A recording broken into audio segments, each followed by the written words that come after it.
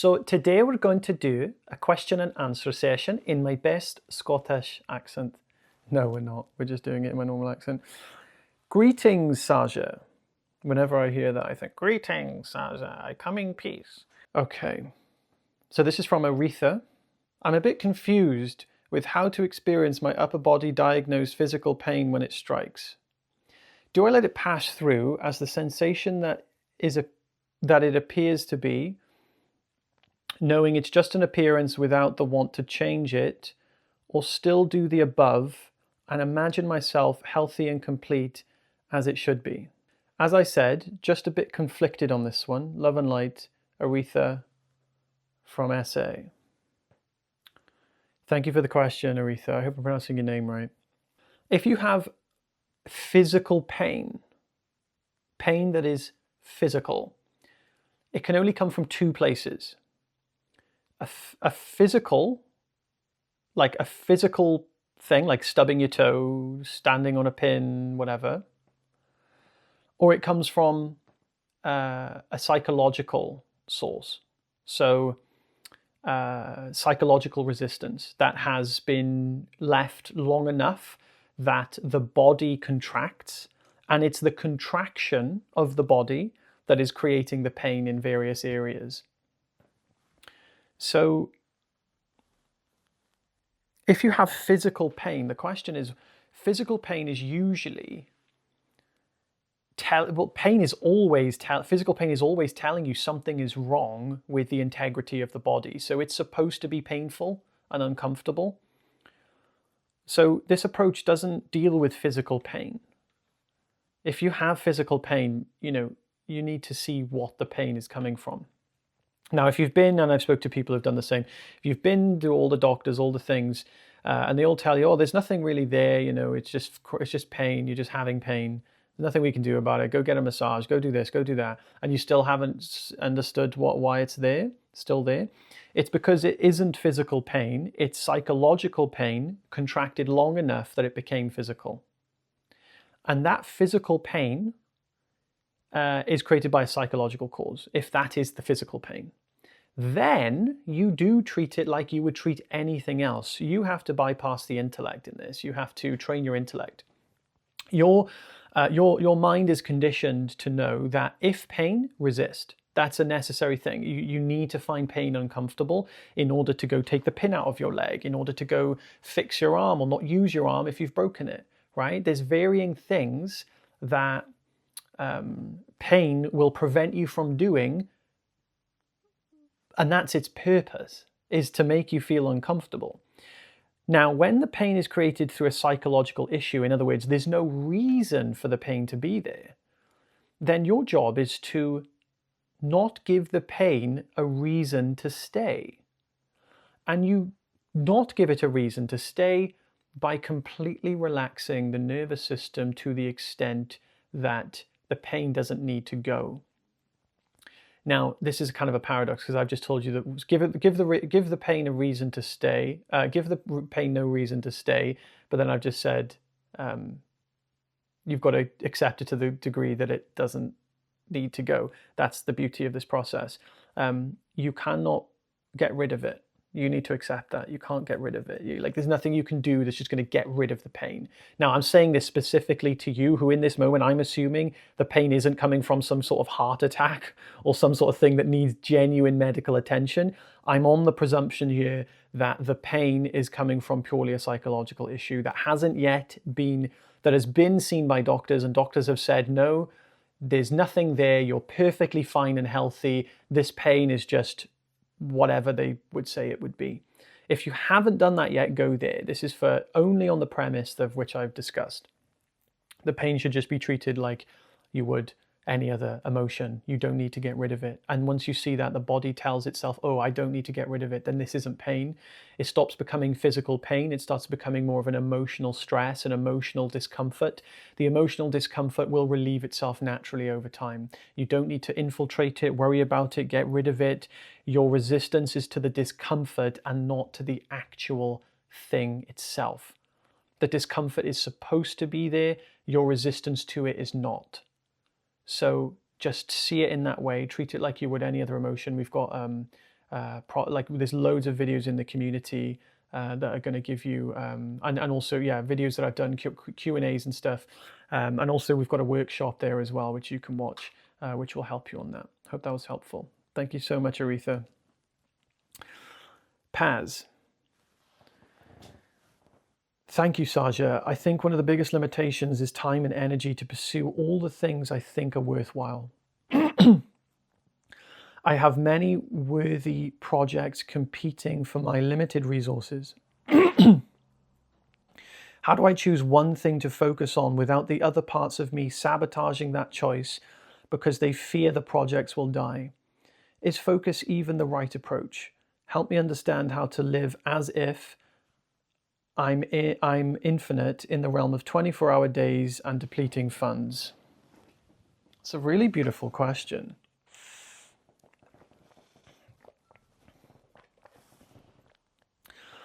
So here's my recommendation, and this is something I recommend to the entire community. We want to create as many opportunities for failure or mistakes as possible. That's one. The second thing is that we want to optimize to see every mistake as an act of wisdom. And we want to see every blessing as an act of grace. So you don't take credit when good things happen, and you learn very heavily and see it as an act of wisdom when things that don't go slightly your way happen, you see.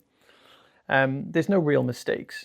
So at this stage right now, what you're noticing is that you are finding yourself in some kind of mistake, right? A mistake is not, when I talk about mistakes, I don't talk about them in the same way that we usually talk about mistakes. I call it a mistake. It's what it is. I took a step that wasn't the most efficient step. Right now, it sounds like you're taking a couple of steps that aren't the most efficient steps. It doesn't make them mistakes, it makes them mistakes. And obviously, you're trying to get into the position where there is more efficiency, more time, more value, more, or you could say less, less things to have to do.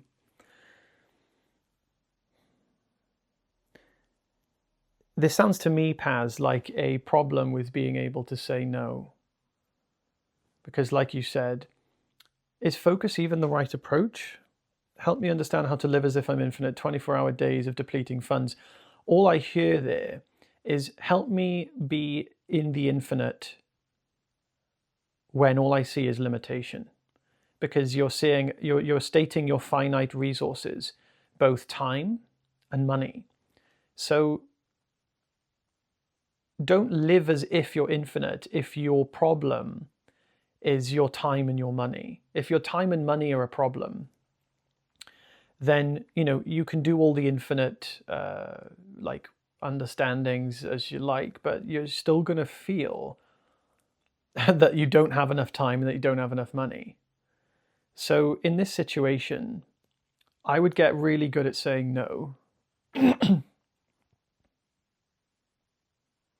And I would get really, really good at being totally okay with projects dying. Because you're just stacking so much stuff to prevent things from dying, because you're fearing losing control. You're fearing losing. It's like, how do I do everything I possibly can? The question is like, why is there so much division of attention?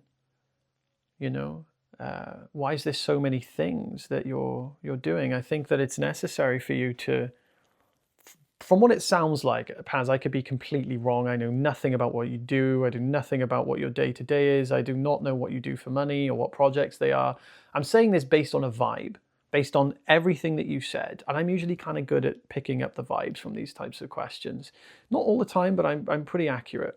The vibe tells me that there is a big sense of limitation, that you believe you have limited time, limited resource, and limited money. It sounds like in order to make more money, you believe that you must do more and more and more. And it sounds like if you want to make more money, you need more projects. More money equals more projects. What you're actually doing is like, imagine you have 100 tokens throughout the day. Let's say you have 100% throughout the day. And let's say that you have 10 things that you need to do. then you're only going to be able to give 10% to each of those things. The time it will take for any of those things to get to a sufficient level will take a long time. Versus if you had 100 tokens a day and you had one thing to do, you have 100% of your energy to go to that one thing. How quickly would it take for that thing to become a success or for that thing to work? Very, very quickly. You'd have almost 10 times more efficiency. So the only reason that you would do 10 other things is if you thought you had to, or if you find it fun. From what you're telling me, this doesn't sound fun. So you must be doing it because you think you have to. If you think you have to, you have a fundamental belief that more is more and less is less, but it's not. More isn't always more, and less isn't always less. My business is the exact embodiment of that, the lack of truth in that statement. I have done less and made more. I've also done more and made less. You see what I mean? It just doesn't work this way. More isn't always more and less isn't always less. So I would definitely check out the Creative Abundance workshops that I've got going in the community, which are in the classroom section, so that you can deeply understand this type of path and this understanding. Because right now, what I recommend is just really getting good at putting yourself in the most positions possible to fail. Sounds like you've already done that. It sounds now like it's time to say no to things and to start focusing your attention on the things that you fundamentally enjoy and putting your attention into that. Like I said, the question's too vague to give you enough detail there, but this is what I recommend just based on what you shared. It sounds like there is a lot of limiting beliefs around your money, around financial freedom, and around your time. And for as long as you have those, you're going to be consistently finding yourself in the same place. You're probably doing more because you think that's going to make more money and give you more time somehow later in the future maybe, but obviously you're realizing it's not. So I would definitely look at really understanding, why do you believe those things to be true? And if they're not true, I'm telling you they're not true for me. So if they're not true for me, then they can't be fundamentally true. Then I would change those beliefs. I would relook at what you're experiencing and ask a question, why am I seeing it in this way if it's not fundamentally true? Bring this up in one of the calls soon when we start again, Paz, in the group, and explain to me a little bit more. I'd like to touch on that. Thank you for the question, Paz. Lean. Hey, Saja, today was a hard day. There was quite a lot of fear and restlessness coming up, and I was trying to feel the fear.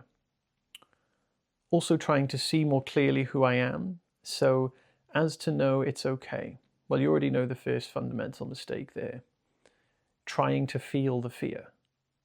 Trying to feel the fear.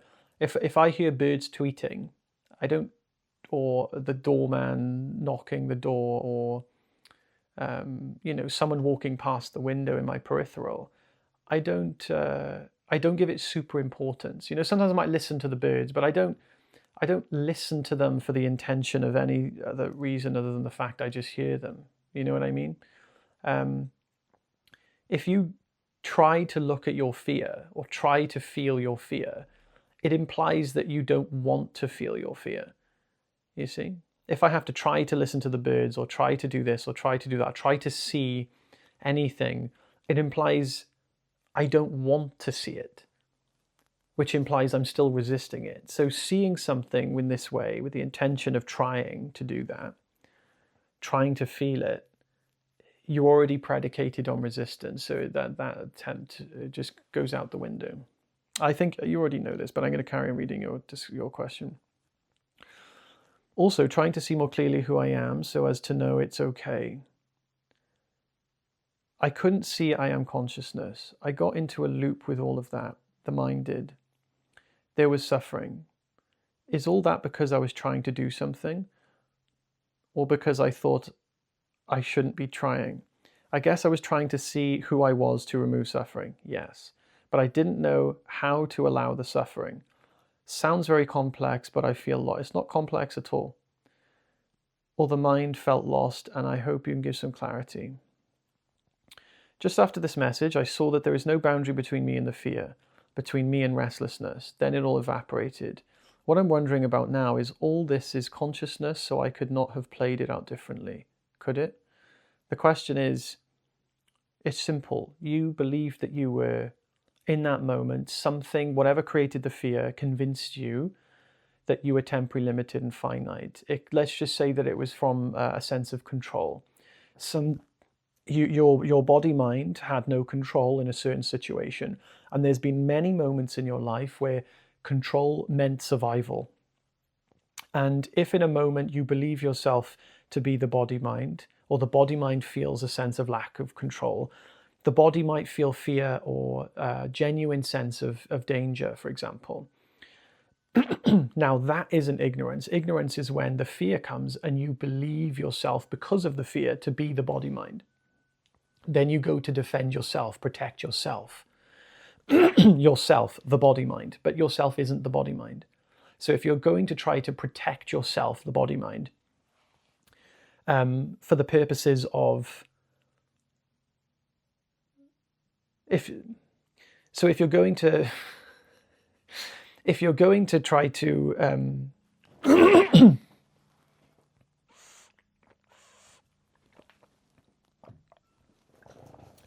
If you're going to try and remove the fear in order to protect the body-mind, it's like kind of, it just doesn't work. You know, it's like, you don't need to remove the fear. The fear is supposed to be there. It was supposed to be there, but you should treat it as though it's still supposed to be there. Don't treat it as if it shouldn't be there. And then go, oh, there's fears there. I should be more awakened than this in this moment right now. I know better than this. Let me try and remember who I am again, just so that I can remove the fear. It doesn't work like that. The fear is not supposed to not be there. If your body creates fear, fear is there. Allow it. There's no reason to remove the fear. So the question is, why do you want to remove the fear? It's not like, let me feel the fear to make it disappear, or let me know what I am to make the fear disappear. The question is, why do you want to get rid of the fear? What is preventing you from letting the fear be there? See the fear as an issue of the body and not an issue of yourself. It's not an issue of your understanding. It's an issue of your body and mind. The body-mind feels the fear. The fear is to protect the body-mind. It's not to protect you. So dissociate yourself from being fundamentally the body and the mind. Don't dissociate yourself from the body-mind. Dissociate yourself from believing you are fundamentally the body-mind. For instance, if I believed I was this bottle, right? Fundamentally believed I was this bottle, I wouldn't be able to move because the bottle doesn't have arms and legs. So if I thought I was the bottle, I wouldn't be able to move my arms and legs. I wouldn't be able to do anything, so I don't have any. So I would be still and I would have no freedom or control. Then I would feel fear. I've got no fear or control. I've got no control. But if I identified with the bottle, but then didn't believe I was the bottle, then I could use whatever resources were around me in order to pick myself up, move myself here, move myself there, you see? So the beauty of this process is that you don't have to stop identifying with the body, because when you identify with the body, if danger arises, you will feel the fear. And even if the situation, there was no real danger, you have to see that the body used to operate in that way. So it will still linger, the fact that there is a danger to the body, even if there's not. So you just see that, fear's arising. I used to believe I was the body, but now I don't. Now I understand the fear can be there and I don't need to worry about it. So basically, stop seeing these things as a problem and let yourself not care whether the fear is there or not. Because the only reason you would care is because you fundamentally believe you're the body-mind. Then you have room to act appropriately. You can act appropriately from that place. You can say, fear's arising. Perfect. Fear's arising because there's an earthquake and I have to run and leave the house. Amazing. I'll go do that. You don't need to take it any further than that, you know? Fear's arising. I felt a lack of control. Now I feel anxious. Now I feel like something bad might happen. Oh, what is the I creating this experience? Oh, the I is the one who believes I'm the body and the mind. Is that true? It's not true. I'm not the body and the mind. Amazing. The body will still feel fear though, but I don't need to stop the body feeling fear because The fear in the body is from a reasonable place. I used to think this, the body's still operating in that way. Let the body run its course. The body feels the fear, amazing. So what, right? Let the body be fear, scared, whatever. Just let it be. Just know that you're not the body and it's not your problem. Unless you would like to protect the body and there is a serious situation, then it is also your problem if you would like to preserve the body, you see? So do you understand the sentiment here? It's like we said in the retreat. Identifying with something is fine. Believing you are that with which you identify is what creates the ego, and that's what creates getting lost in the fear. That's what creates, therefore, suffering. So we identify with our car, and I say this to other members. I know I've told this to you already, Lean. And I imagine this question is not as relevant for you now because obviously we've touched on this in the retreat, but I answer it anyway for everybody else. We identify with our car every time we drive it. Most people identify with their car when they're not even driving the car, right? We all know those guys. So, we identify with our car when we're driving it, and we don't believe ourselves to be the car. So we know by first-hand experience that there's a possibility we can identify with things provisionally, temporarily, without actually believing I am that thing. That's what we are learning with the body. We want to be able to operate the body akin to a vehicle without believing we are fundamentally the body. Now, the body is obviously way more intimate to us than a car from our point of view. So that's why it's easy to get lost in it. But our body is another object, just like anything else in the room. And I don't say that to discredit it. In fact, that means I give credit to all other objects. All other objects are equally our body, you see? So we just want to be able to relax the belief, not the identification. Identification is fine. Relax the belief. The belief is the thing that is causing the issues. Hope that was helpful.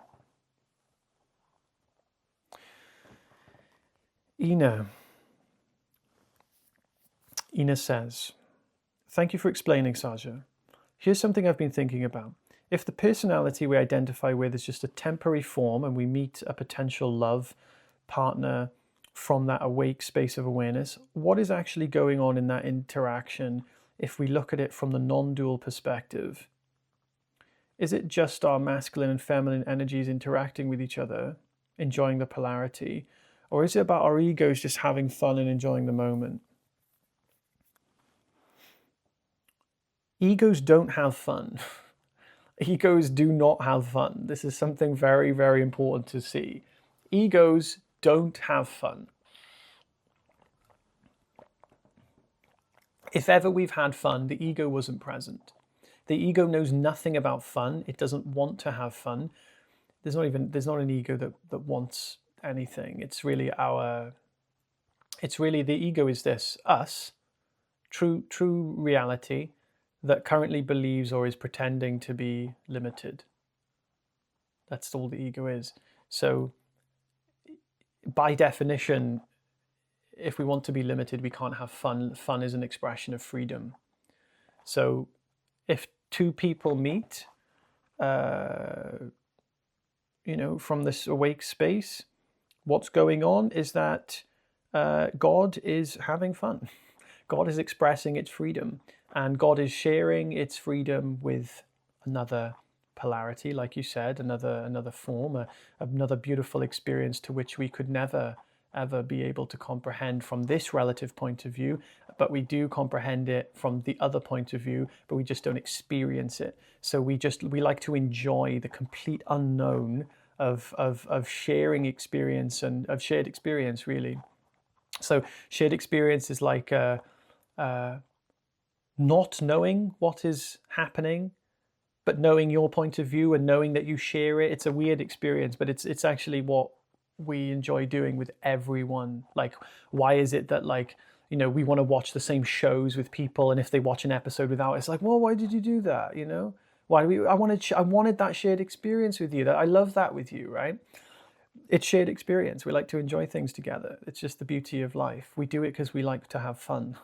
And some people are gay. They won't be doing, masculine, feminine polarity. Maybe they will in some degree, but you know what I mean? It's like, it's open, it's free. It's like, it doesn't have to be this way, that way. It's just, what do we like to do to have fun? It just comes down to a very simple question, which is that. What do I like to do to have fun? Is this what I like to do to have fun? Is this what I like to do to have fun? If we're truly having fun, it's always truly an expression of freedom. So we're not going to do like the fun thing would be, I'm going to go and get addicted to heroin, right? That's not fun. That's done out of resistance. You see, no one gets addicted to heroin because they think, oh, my experience is already fundamentally adequate and ready and I love it and I don't need to do anything, because then you wouldn't do heroin. See what I mean? So if you're already content, you would go and do things that would try to make you content. You can only have fun if you're already content. You see, you don't do things for fun that are predicated on resistance. It's not possible. So yeah, fun is an expression of freedom. You could even say that activities that we do in order to try and have fun, that are done out of resistance, are attempts to try and find fun, attempts to try and relieve ourselves of this limitation. So yeah, hope that was helpful. Thank you for the question.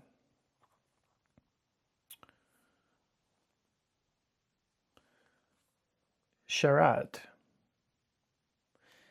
can you elaborate on the difference between waking and dream state?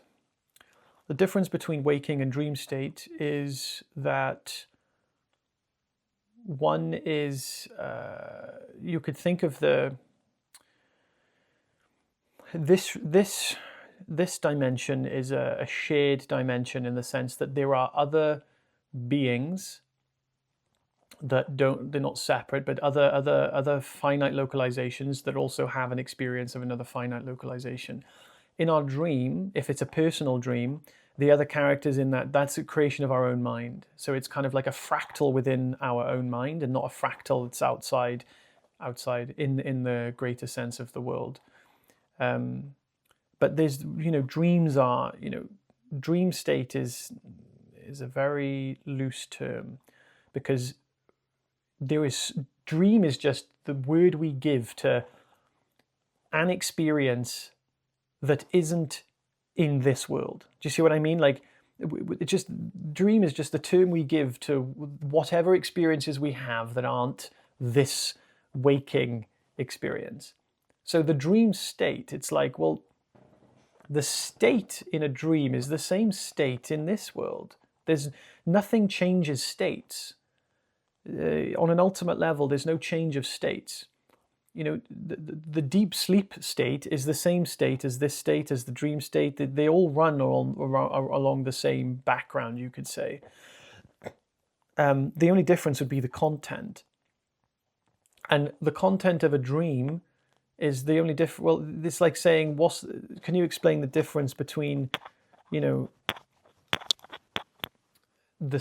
state of life and the state of a movie?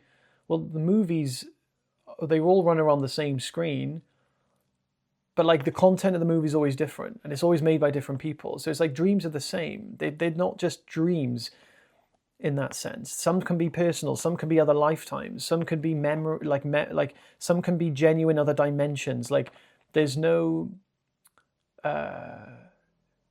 telling what those dreams may be, but the ultimatum is that all dream states are the same as this, same as everywhere. The only difference would be the content. So the dream state and the waking state and the deep sleep state, it's the same state. It's not a state, it's the background in which all experience takes place. The dream state is simply a different type of content to the waking state. That typically, not always, is an inverted experience. In other words, it comes from directly and only is within our mind, in the same way that a thought is only in our mind, in the same way those dreams are in the same place as our thoughts that are in our mind. But some aren't. Hope that was helpful. Thank you, Sharad. Hans. Hi, Hans. Didn't realize this was from you. I heard your YouTube on suffering and loved it. It feels like such an easy solution. Since a year, there is really a lot of suffering, while at the same time I feel very happy. Lots of pain in the body, exhaustion while not doing anything, lots of stress, overstimulated nervous system. Is it all just to accept it all? See and experience the suffering? I see that although there is a lot of self-love, many moments I feel I want it differently. Thanks a lot. I know that we touched upon this in the retreat, Hans, so I won't go into as much detail there, but for everyone else who's watching, I would say that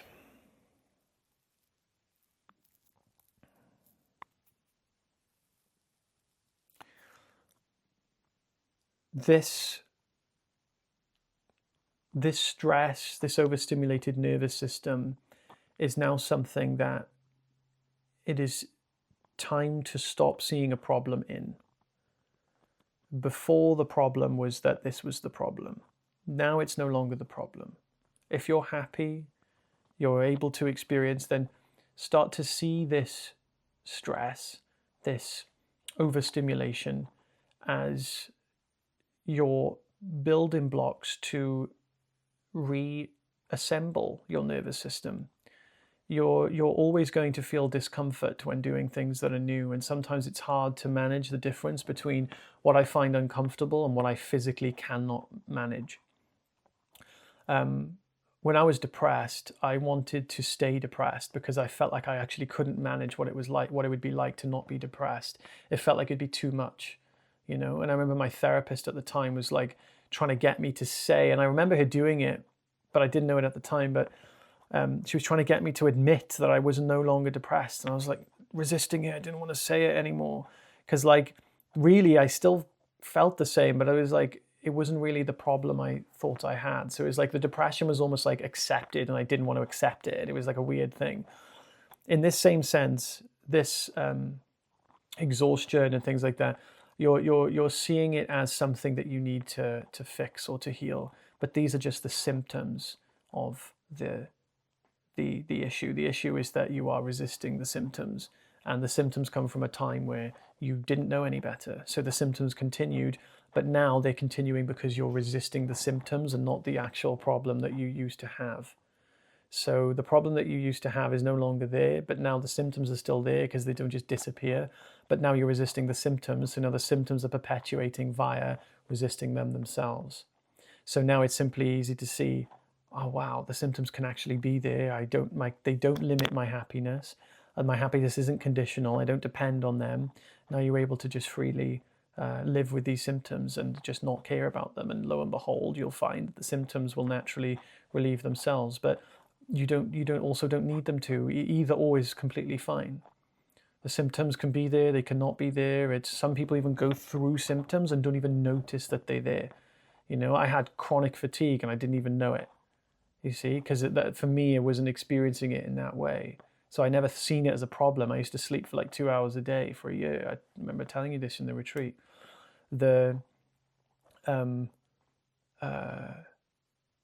I didn't see it as like, this is a problem, I need to do this. I just seen it as, wow, I need a lot of rest. So I just did a lot of rest and gradually worked my way up naturally and didn't resist the symptoms. So, in very much cases, symptoms are created by the resistance to them and not the problem they used to come from. Hope this is helpful, man, and for everybody else. Steve, it has been said that by mere proximity to the Master and the ancient teachings, there is a subtle ramification and effects happening in the background. Do you relate to all that?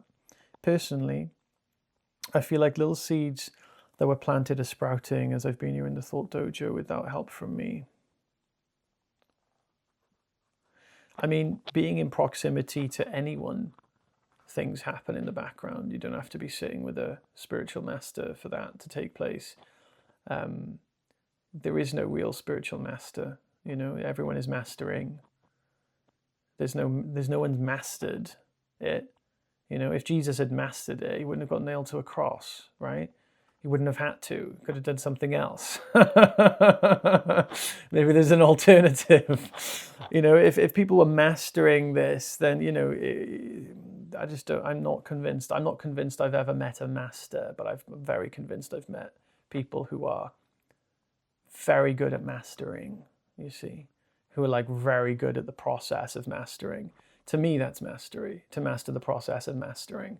And I've met people like that, and I think that that's a more noble way to see things than, you know, to just see spiritual masters. The higher you put someone on a pedestal, the harder they'll fall off it. You know, I've experienced that. I've experienced people put me on a pedestal. If I do one thing that's that triggers them or doesn't feel aligned, or any type of mistake, normal human mistake, saying the wrong thing at the wrong time, not necessarily the wrong thing, but saying I guess you could say the right thing at the wrong time, or saying things in a particular way that just, you know, weren't the best way to say it, you know, just like not knowing a certain thing had happened and saying something and it sounds inconsiderate or wrong to say, you know, or just completely misjudging the picture. Mistakes will happen. This will happen. Our ability to master mistakes, our ability to own them, and ability to acknowledge them is very important. So yeah, it's about mastering. And do effects happen in the background? Obviously, like this happens with everyone that we're with, family, friends, your teachers, your students, your whoever. Things happen in the background. It's not like the master is like this, like it's just like dishing out these teachings that, you know, we don't comprehend. I don't believe this is the way to see it. I don't believe that the master has something that we don't, and the master does these things like, you know, is just you know, subconsciously just so free that the freedom is just, you know, doing things in the background. It might be, but so is everybody else. You know what I mean? There's no specialty there. There's nothing special happening. Hope that was helpful, Steve. Alice, while I get that nothing is actually real and have brief moments of knowing, experiencing this truth, I will then get caught back in it with my mind trying to understand how it is that others see, hear, and experience the same thing. My mind tries to figure it out, and of course that's all thought. That's not, Alice, don't do that to yourself. Don't say, my mind tries to figure it out, and of course that's all thought. That's all nonsense. The mind. I shouldn't use the mind. The mind, this is called the thought dojo for a reason. You realize that thought, thought, thinking, mind. This isn't the non-thought dojo. Your mind is a beautiful tool. Why see it as a problem? If your mind is asking questions and wants to understand, you should do that, you see? Stop belittling your mind. Your mind, bearing in mind, is the only thing you have right now. Do you have something other than a mind? Do you have another thing that is not the mind? Like you have thoughts, images, perceptions, sensations. Basically, your five senses and thoughts are all you have. Even if you think, it comes in the form of a sound-like or a sight-like or a smell-like or a imaginary-like experience that is all related to a form of sense perception. You only have your mind. Why see your mind as a problem? Why see your mind as something that, oh, it's just the mind talk? No, it's not just the mind. Your mind is a very important tool, and you're using your tool, and you're the rightful heir to use the tool of your mind. Use it with respect and love. Don't let yourself fall to the trickery of all these traditions that try to remove the mind. The only thing you have is the mind. What would you do without the mind? It'd be no experience. No mind, no experience. That's great. But then you may as well die as a body-mind. Like, what's the difference? What would be the actual difference? That's what the death of the body-mind would be. When I say the death of the body-mind, it would be no experience. If you went to another life in another dimension, it'd still be an experience. You still have a form of a mind, even if you had like a new sense. You know, we have eyes, ears, mouth, touch, taste, blah, blah, blah. Maybe you're born, you go to the sixth dimension. You have sixth dimensional senses, you know, that we don't comprehend. You'd still have a mind. That would still be your mind. You'd still have a form of thinking. We would be different. I'm going to carry on what you're saying. My mind tries to figure it out. Of course, it's all just thought. And that's all a story. It's not all just a story. What's wrong with the story? You see? I could tell there's a lot of spiritual conditioning that you've got, Alice, that I would definitely recommend reconsidering. But it trips me up again and again. Exactly, right? Because you've kind of done the I know syndrome mechanic. This is what I talk about a lot in the community. I know better. I know it's just thought. I know it's just a story, but I still have a problem. It implies that you don't just know that. Something is incoherent with what you think you know. So I would reconsider what you think you know if it's actually true. Because if what you know causes still confusion, you better believe you probably don't know it. Because if you do know it and it still causes confusion, then you're screwed, right? You're screwed. Well, I get it. Doesn't work. Better quit. Better run. You know what I mean? It's like, imagine someone who thought, if we take it all the way, imagine someone thought they were enlightened, but still suffered. And every time they suffered, said, well, I'm enlightened, so, and I still suffer, so I guess everything I learned just doesn't work. Well, then they're going to be still just suffering, and that's perfectly fine, perfectly reasonable, if your choice is to continue to suffer. If you do desire suffering, if you think suffering is fun, you'd like to suffer, then continue to suffer. But if you don't, right, if that's something that you realize is not on your to-do list, then it makes no sense to have a problem, say you know better, gaslight yourself with the thing you think you know, then not resolve the problem because you think you already have the answer. Do you see what I mean? So whenever you do this, realize this is your I know syndrome. Nothing wrong with the mind, nothing wrong with the mind trying to figure it out, nothing wrong with thoughts, nothing wrong with a story. What do you think God's doing? God is literally a storyteller. Do you think directors are invented by humans? No. Directors are a blueprint for the thing that we're in, which is a God tale. You see? We're literally born and bred storytellers, not because it's random.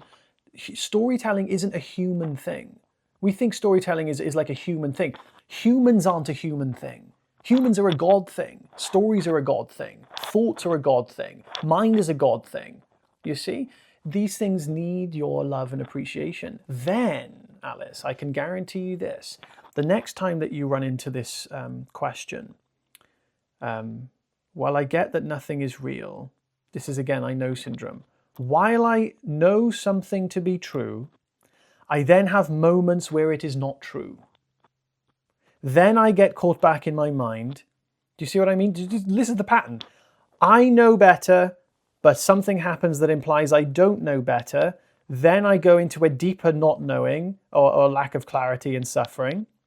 Then my mind tries to figure it out. Of course I know better. It's all just thoughts. And of course I know that the thoughts are just a story, but then I suffer again. You see? I know syndrome. This is the core issue that you're having here, is that you are in moments of lack of clarity, believing you know when you don't. So when you go to these moments, you need to really see that when you fall back into the seeming ignorance, it's just something has convinced you that you're limited. Something in your experience has convinced you that you're limited, that you are. And by the way, even the thought that nothing is actually real is untrue. Everything is real. Everything is made of reality. I guess what you mean is nothing in the world is fundamentally real. Well, you're right, because the world in the way that we know it isn't fundamentally real. But it doesn't mean it doesn't have a reality. If it has a reality, then technically whatever that reality is, it is actually made of. And if we were to see that reality, everything would be more than real. It would be made of reality.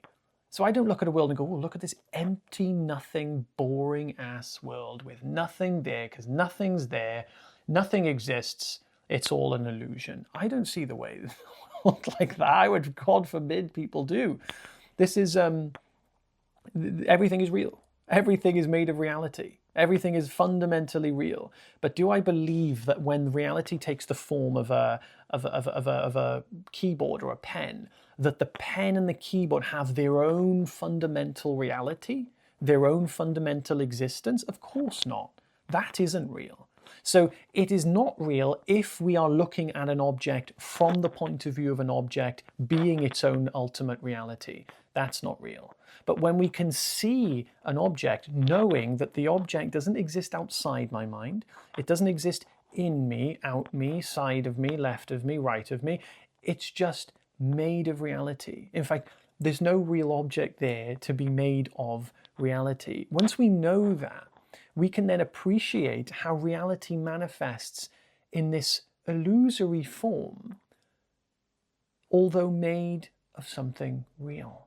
So instead of saying it's an illusory form, we just give it the respect it deserves and just say, this is reality. And if we can manage to do that, some people can't, but if we can manage to do that, to look at the world and know in our heart it is not fundamentally real, but to have the intelligence, the wisdom, the compassion, and the power to treat it as real, that is where the magic happens. So right now, your issue lies not in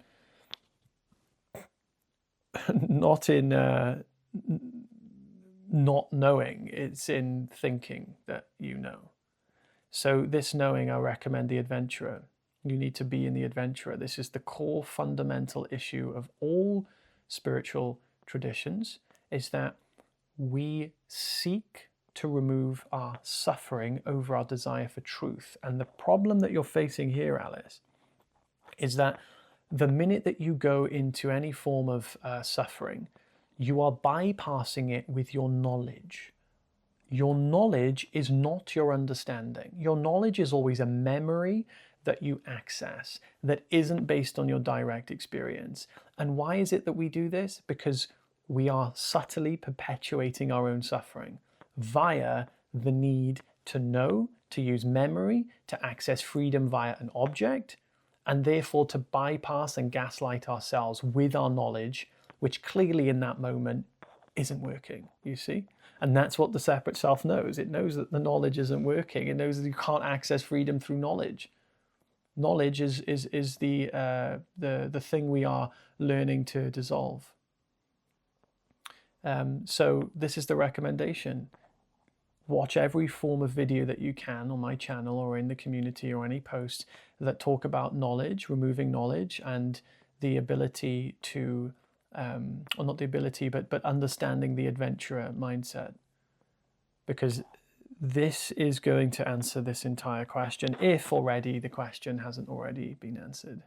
Hope that was helpful, Alice. Thank you for the question. Okay. Tiago has asked about 17 questions. We'll go with the first one.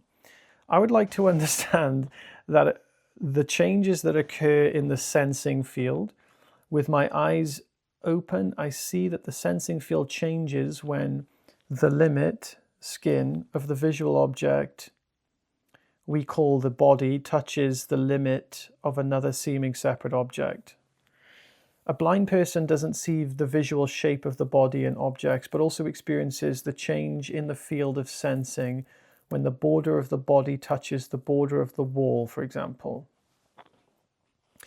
If you could explain with details the difference between pure knowing, deep sleep awareness without movement, and pure knowing, moving awareness in motion, or the apparent movement.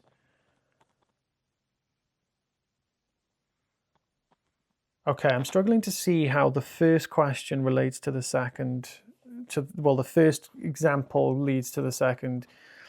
I would like to understand the changes that occur in the sensing field. With my eyes open, I see that the sensing field changes. The sensing field never changes. So if I do this, the sensing field hasn't changed. What I see changes. So the sensing field is still the sensing field whether I see or not, you see? The only difference would be the content that the sensing field senses. Now, the beautiful thing to see is that there's no sensing field and then an object the sensing sees.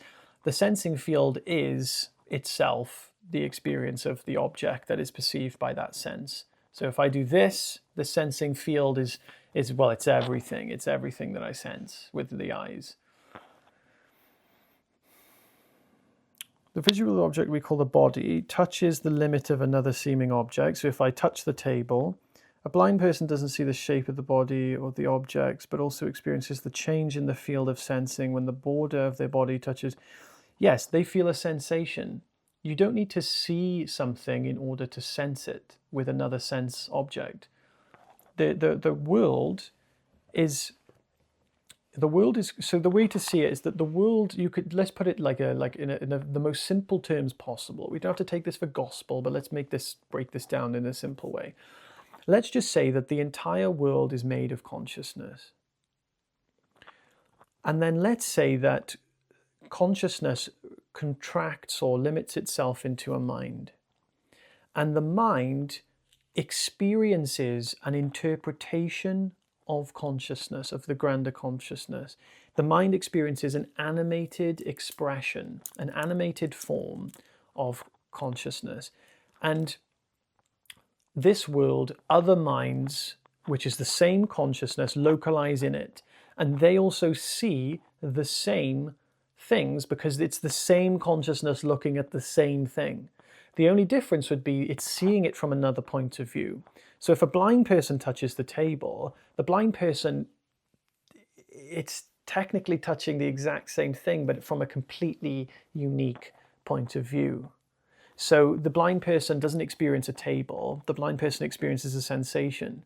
But the person who can see sees the table, has another layer of concept on the table, that it's wood, it's this, it's that, that's what wood looks like. And when they touch it, they experience the same thing. But the person with vision has the experience of touching a table. The blind person has the experience of touching a table, but with very different preconditions. So they might experience it differently, even though it is the same thing, because of the preconditions that they both have on what they are conditioned, or what they are seeing or experiencing. In the same way that, you know, in the retreat, I asked, does everyone feel the weight of their body? Everyone put their hand up. Then I said, does everyone feel the sensation of their body? They put their hand up. And I asked, well, which one are you experiencing, the weight or the sensation? They're experiencing the sensation. But when I asked the question, they don't experience the weight. They only experience the sensation. But when I asked them, do they experience the weight? They put their hand up because they were relating to the question on the level I asked it and related it then to their experience. And therefore they experienced a dimension where weight exists. But weight is not a thing that actually exists. So when I pointed them to the truth about their sensation, they then experienced it from that point of view as well. So yeah, the world interacts and changes only in content, but not in the sense itself.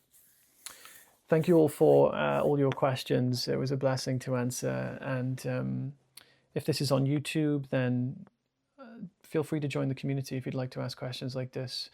This was a question and answer because I missed one of the calls, so I did a Q&A for everyone.